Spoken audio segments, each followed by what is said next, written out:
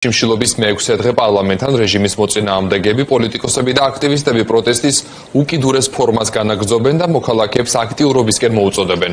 მათი აზრით, ახლა წინააღმდეგობის დროა, რადგან ივანიშვილი ქვეყანას რუსული მეთოდებით მართავს და პრინციპულ და პროვინციულ ავტორიტარიზმს ამყარებს. რამდენიმე დღეა პარლამენტთან შეკრებილები სასწრაფო სამედიცინო დახმარების მობილიზებას ითხოვენ, თუმცა უშედეგოდ.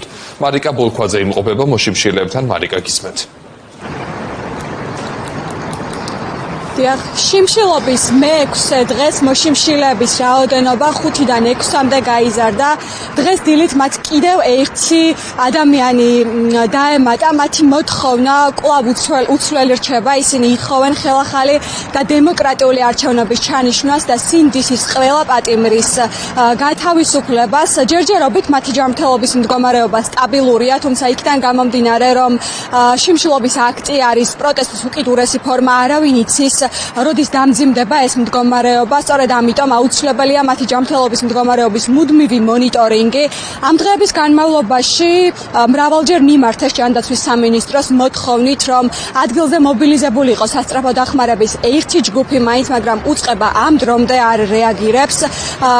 აქტის მონაწილეები აცხადებენ იმასაც, რომ ძალიან მალე დაიწყებენ ხელმოწერების შეგროვებას, რომ ჩვენ საერთაშორისო პარტნიორებს დასავლეთს მიაწოდონ ხმა მათი პროტესტის შესახებ, რათა დასანქცირდნენ ქართული ოცნების დარჩენილი მაღალჩინოსნები და მათ წინააღმდეგ სანქციების ახალი პაკეტი ამოქმედდეს.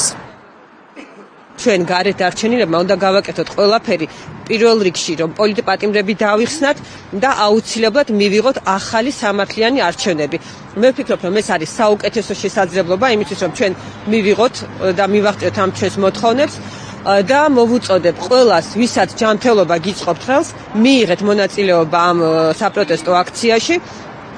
იმიტომ რომ ეს არის რეალურად უკანასკნელი, ჩვენ რაც შეგვიძლია დღეს გავაკეთოთ ოლიგარქიული რეჟიმის წინააღმდეგ. ცინა ივანიშვილის თუ ადამიანი არაფრად არ ფასობს, ამაში ღრმად ვარ დარწმუნებული, მაგრამ ჩვენი გასაკეთებელი ხო უნდა გავაკეთოთ. ამიტომ ხნედ გრძნობ ძალიან თავს, ბრძოლისთვის მზად ვარ და ვიბრძოლებ ბოლომდე, სანამ მიზანს არ მივაღწევთ. ივანიშვილი რა გადაწყვეტილებას ღებულობს და რა გადაწყვეტილებების მიღება უნდა, ჩვენთვის ეს ნაკლებად საინტერესოა, იმიტომ რომ ჩვენ იმდენს გავაკეთებთ, რომ ვაიძულებთ გააკეთოს ჩვენი მოთხოვნები შესრულებული იქნეს. ჩვენი მოთხოვნა, რა თქმა უნდა, არის პირველ რიგში, რა თქმა უნდა,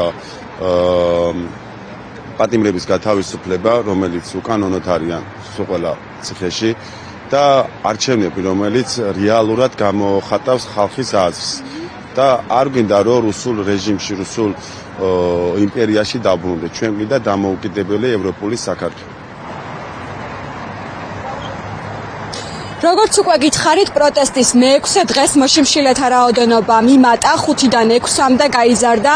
მათ მთავარ მოთხოვნად რჩება საპარლამენტო არჩევნების, ხელახალი საპარლამენტო არჩევნების ჩანიშვნა და ყველა პოლიტიკური ტყვის საპატიმროდან გათავისუფლება.